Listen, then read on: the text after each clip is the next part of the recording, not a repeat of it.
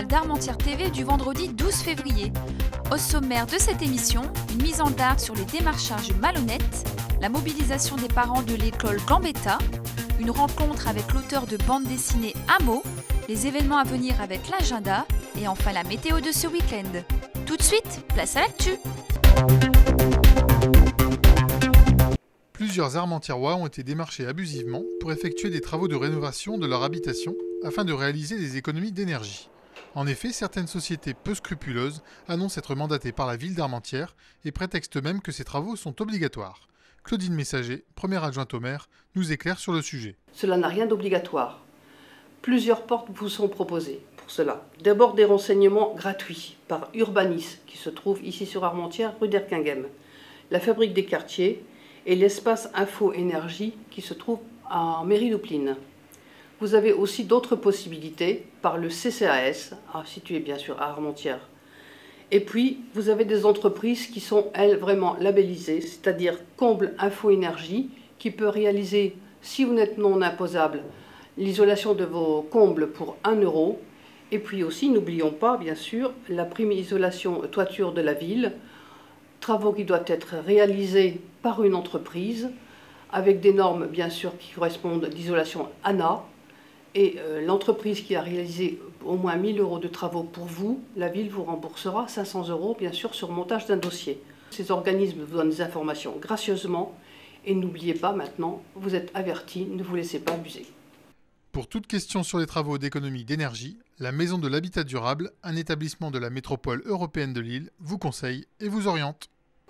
Après plusieurs années sans, l'école Gambetta bénéficie à nouveau d'une association de parents d'élèves. Vendredi 5 février, celle-ci a organisé son premier temps fort pour le bonheur des enfants et de leurs parents. Écoutons sa présidente, Marie-Paul Derly. L'association Les Amis de Gambetta a été créée à l'initiative par les parents délégués.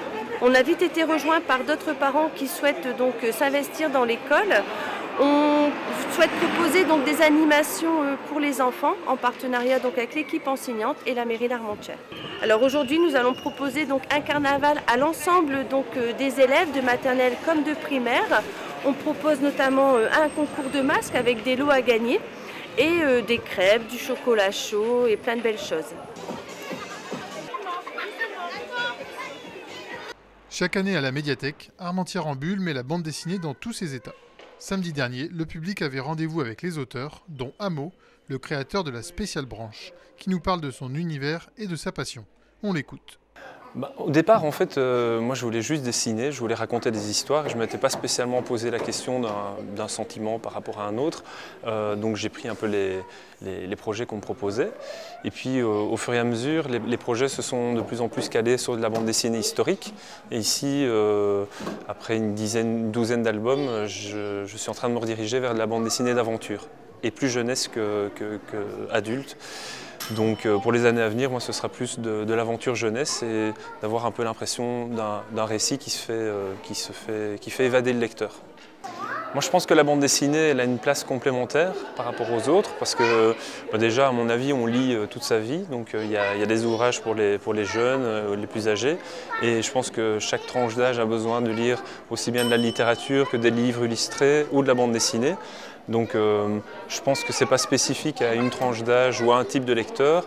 La bande dessinée est assez ouverte, il y a vraiment de tout et ça peut toucher tous les publics. Alors je découvre, c'est la première fois que je viens. Le lieu est très agréable et c'est vrai que ça n'arrive pas très souvent qu'on fasse des événements ou des festivals, des dédicaces dans des médiathèques. Donc à ce niveau-là, je pense que c'est une chouette initiative. Armentières en Bulle se poursuit tout le week-end à l'Albatros. Vous savez quoi faire, on ne vous fait pas un dessin. Pourrions-nous vivre autrement, tous ensemble en harmonie avec la nature? Venez débattre sur la pensée de Pierre Rabhi autour du film Au nom de la Terre, vendredi 19 février à 20 h au cinéma Les Lumières. Deuxième plus important de la métropole lilloise, le marché d'Armentières est très prisé pour la qualité et la diversité de ses produits. Vendredi 19 février, les commerçants vous attendent autour de la place Chanzy.